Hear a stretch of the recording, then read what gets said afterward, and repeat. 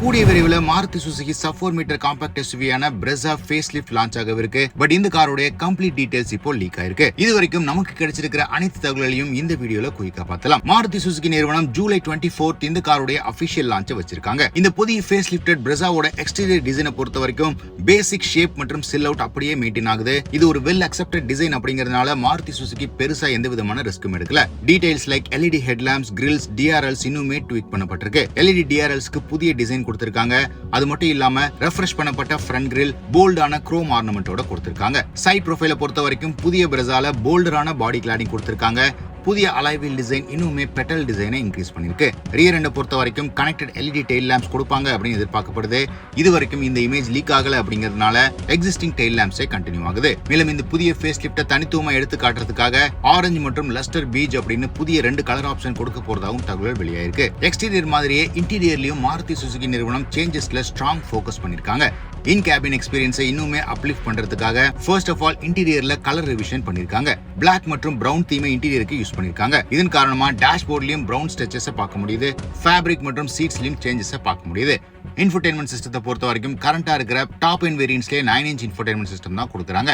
இதை இம்ப்ரூவ் பண்ணி இப்போ 10.1 இன்ச் வரைக்கும் இன்ஃபோடெயின்மெண்ட் சிஸ்டம் இன்க்ரீஸ் ஆயிருக்கிறது கிளியரா தெரியுது. இது கூடவே PM 2.5 ஏர் purification system, 64 colour ambient lighting, ventilated front seeds போன்ற விஷயங்கள் Brezzaவுல ஆட் ஆகவிருக்கு. டிஜிட்டல் இன்ஸ்ட்ருமெண்ட் கிளஸ்டர் இன்னுமே மாடர்ன் மற்றும் பெரிய ஸ்கிரீன் சைஸ்ல கொடுக்குறாங்க அப்படிங்கிறதும் தெரிய வருது. சர்ப்ரைசிங்லி இந்த ஃபேஸ் லிஃப்டட் Brezzaவோட பெரிய சேஞ்ச் இன்ஜின் டிபார்ட்மெண்ட்ல இருக்கு அப்படிங்கிறது கன்ஃபார்ம் ஆயிருக்கு. 1 லிட்டர் Turbo-Petrol இன்ஜின் Brezzaவோட சப் 4 மீட்டர் SUV அப்படிங்கிற ஐடென்டிட்டிக்கு கண்டிப்பா மேட்ச் ஆகும். இதன் காரணமா பிரைஸ் ரிவிஷனும் ஸ்ட்ராங்கா இருக்கும் அப்படின்னு எதிர்பார்க்கப்படுது.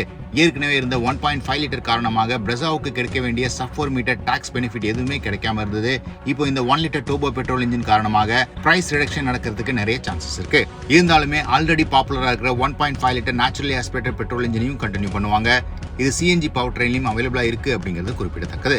வேரியன்ட்ஸை பொறுத்த வரைக்கும் ஏற்கனவே இருக்கிற LXi, VXi, ZXi அப்படிங்கிற வேரியன்ட் லைனப்பை இப்போ டிஸ்கண்டினியூ பண்ணிட்டு LL ஆப்ஷனல், Z ஆப்ஷனல் அப்படிங்கிற டிஃபரெண்ட் நேமிங் கன்வென்ஷனையும் ஃபாலோ பண்ணவிருக்காங்க.